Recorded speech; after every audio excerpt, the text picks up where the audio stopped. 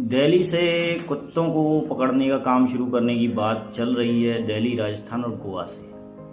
आपको बता दें कि 2022 से लेकर 2025 तक इन तीनों जगहों पर 0 रेबीज केसेस दर्ज किए गए हैं। इसका मतलब आंकड़े साफ बताते हैं कि कोई खतरा नहीं है। फिर सवाल उठता है कि आखिरकार ये सब क्यों किया जा रहा है। सुप्रीम कोर्ट को लगता है कि दिल्ली के सारे कुत्तों को पकड़कर एक जगह पर रखना पॉसिबल है, लेकिन ये प्रैक्टिकली पॉसिबल नहीं है। दिल्ली में ही लगभग 10 लाख से ज़्यादा कुत्ते सड़कों पर घूमते हैं। उनको पकड़कर रखने के लिए लगभग 15,000 करोड़ रुपए के प्रोजेक्ट की ज़रूरत होगी ही होगी, क्योंकि दिल्ली सरकार का एक भी शेल्टर दिल्ली में मौजूद नहीं है। इसके साथ ही हर हफ्ते का खाने का खर्चा ही लगभग 5 करोड़ रुपए, और इसके साथ ही इन कुत्तों को संभालने के लिए 1.5 से 2 लाख कर्मचारियों की जरूरत होगी। उनकी तनख्वाह क्या सरकार देने में सक्षम है? ऐसा प्रैक्टिकली पॉसिबल नहीं है।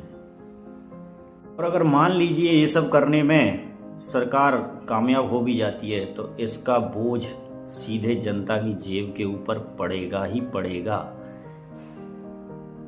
क्योंकि अभी जो कुत्ते सड़कों पर रह रहे हैं उनको फीडर्स फीड करा रहे हैं फ्री में।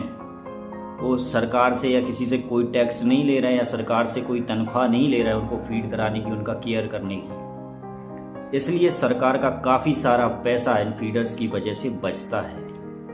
अगर वाकई में डॉग बाइट्स केसेस से बचना है तो सबसे सरल और आसान तरीका है डॉग्स का एंटी रेबीज वैक्सीनेशन। ये काम सरकार पिछले 10 सालों से टालती आ रही है, और अपनी लापरवाही को छुपाने के लिए अब कुत्तों को दोषी ठहराने का इन्होंने एक नया तरीका निकाल लिया है।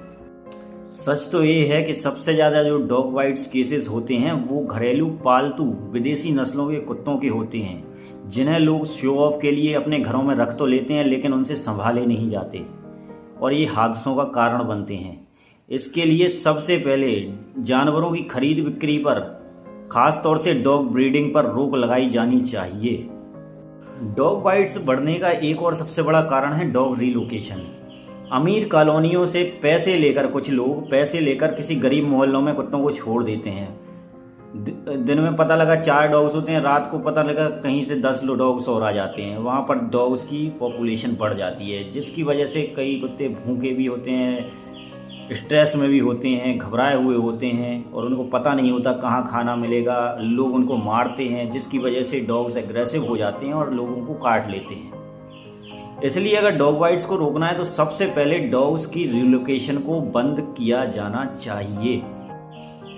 अब जरा सोचिए कि सन 2022 में हर दिन लगभग 177 केसेस चाइल्ड सेक्सुअल एब्यूज के हर दिन नोट किए गए, और 106 केसेस चाइल्ड रेप केस के दर्ज किए गए हैं। मतलब कि हर 1 घंटे में 4 रेप केसेस बच्चों के साथ हुए हैं।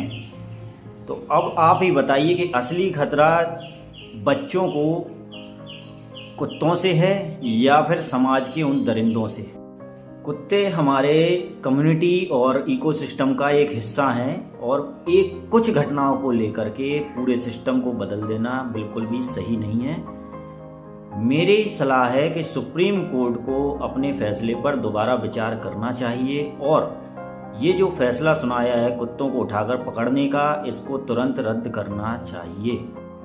अगर आपको मेरी वीडियो पसंद आती है तो वीडियो को लाइक करें और शेयर ज़रूर करें, और अपनी राय भी कमेंट में ज़रूर दें।